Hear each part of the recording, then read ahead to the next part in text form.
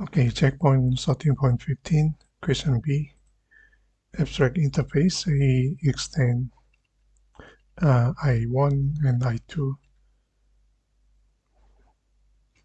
Then abstract void, print, and there is the implementation.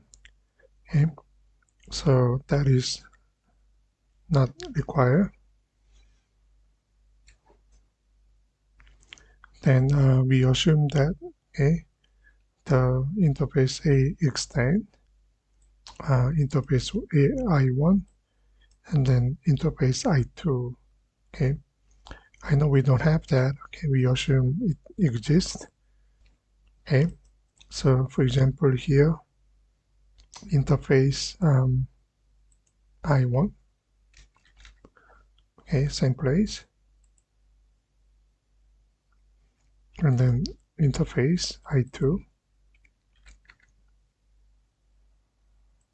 We assume this actually exists. So that is not actually a problem with using two interface I1, I2 for interface A. Okay, the problem was the implementation for abstract methods. Again, this is not necessary because interface has method only for abstract. So because of that reason, you can omit it because interface can have only abstract methods. That's it. Thank you.